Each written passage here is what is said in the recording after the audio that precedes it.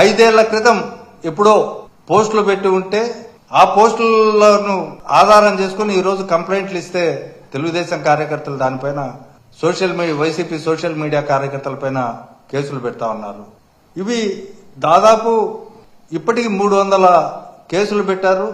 తర్వాత ఒక 30 మందిని నిర్బంధించి వాళ్లపైన ఒక్కొక్కరికి 10 కేసులు తక్కువ కాకుండా 20-25 కేసుల వరకు బనాయించిన సందర్భాలు ఈ రాష్ట్రంలో జరుగుతూ ఉన్నాయి. ఈ సందర్భంలో ఇంకోటి చెప్పదలుచుకున్నా, గత జగన్మోహన్ రెడ్డి గారి ప్రభుత్వ హయాంలో తెలుగుదేశం వాళ్ళు, ఐటీడీపీ వాళ్ళు విచ్చలవిడిగా సోషల్ మీడియాలో పెట్టిన పోస్టుల పైన కంప్లైంట్లు ఇస్తే ఎక్కడా తీసుకోవడం లేదు. తర్వాత ఆ ప్రభుత్వంలో తెలుగుదేశం పార్టీ పైన కొన్ని కేసులు నమోదైతే ఈ రోజు ఎవరైతే కంప్లైంట్ ఇచ్చినారో వాళ్ళ ఇండ్లకు వెళ్లి అవన్నీ ఉపసంహరించుకుంటారా, ఉపసంహరించుకోకపోతే మీ పైన తీవ్ర పరిణామాలు ఉన్నాయని చెప్పి హెచ్చరిస్తూ ఆ కేసులన్నింటినీ విత్డ్రా చేస్తా ఉన్నారు.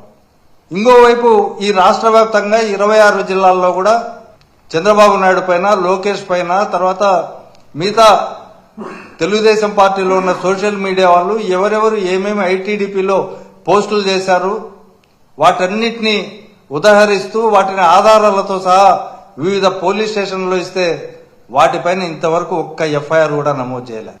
ప్రభుత్వం అంటే నేరం చేసే వాళ్ళందరికీ ఒకటే విధమైన శిక్ష ఉండాలా. రాజ్యాంగం తెలుగుదేశానికి ఒక రాజ్యాంగం, వైసీపీకి ఒక రాజ్యాంగం, ఇంకో పార్టీకి ఇంకో రాజ్యాంగం అనేది ఉండదు. దీన్ని కేవలం ప్రతిపక్షాన్ని అంచివేయడానికి, వాళ్ళను ప్రశ్నించకుండా ఉండడానికి ఈ రాష్ట్రంలో ఒక దుర్మార్గమైన ప్రయత్నం కొనసాగుతోంది. వాళ్ళు ఏమనుకుంటున్నారంటే మమ్మల్ని ప్రశ్నించేవాడు లేకపోతే ఈ పార్టీలను కూడా నాశనం చేయొచ్చు అనేది మీరు భావిస్తున్నారు. అది ఒక్క మీ పగటి కళ మాత్రమే అని చెప్పి ఇవాళ చెప్పదలుచుకున్నా. మీరు ఏదైనా ఉంటే ఇది వ్యక్తులపైన చర్యలు తీసుకుంటున్నాం, లేకపోతే పార్టీలను అనగదొక్కుతున్నామని అనుకుంటున్నారే కానీ ఇంకొక సందర్భంలో చాలా తీవ్రమైన పరిణామాలకు దారితీసే వ్యవస్థలను నాశనం చేసే పరిస్థితికి మీరు పూనుకుంటున్నారు. చరిత్ర మిమ్మల్ని క్షమించదు. ఒక దుష్ట సాంప్రదాయానికి పోలీస్ అధికారులు తెరదీస్తున్నారు ఈ కూటమి ప్రభుత్వ ఆజ్ఞలకు లోబడి. కాబట్టి దీన్ని మీరు వెంటనే ఉపసంహరించుకోవాలని మేము చెప్తున్నాం. ఎందుకంటే ఇది ఆర్గనైజ్డ్ తెలుగుదేశం వాళ్ళు ఎక్కడికి చెప్తే అక్కడంతా ఈ కేసులు పెడతా ఉన్నారు. డీజీపీ గారు ఏం చెప్తే కింది స్థాయి వరకు అదే పని చేస్తా ఉన్నారు. వాళ్ళు బయటకు వచ్చి పోలీసు వాళ్ళు, డిఐజీ స్థాయి వాళ్ళు, డీజీపీ ఒకసారి ప్రెస్ మీట్, డిఐజీ కోయ ప్రవీణ్ రాయలసీమ రేంజ్ ఐజీ ఆయన ఫక్తు రాజకీయ నాయకుడు మాదిరి, రాజకీయ కార్యకర్త మాదిరి మాట్లాడాడు.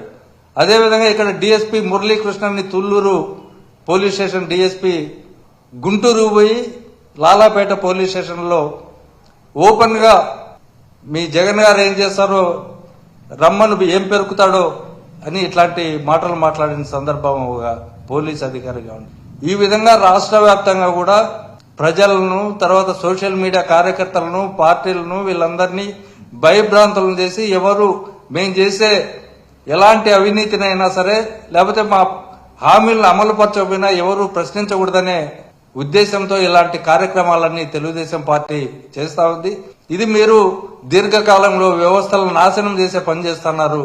ఈ వ్యవస్థలను సంస్కరించాల్సింది పోయి నాశనం చేయడం ద్వారా కొన్ని జనరేషన్స్ ఇబ్బంది పడే అవకాశం ఉంది. ఇదే మళ్ళీ వేరే ప్రభుత్వాలు వస్తే ఇదే కక్షలు తీర్చుకునే పద్ధతి కొనసాగిస్తే ఈ రాష్ట్రం ఎటుపోతుందో మీరు ఆలోచించమని చెప్పి అధికారులకు, అదేవిధంగా కూటమి ప్రభుత్వానికి మేము విజ్ఞప్తి చేస్తున్నాం.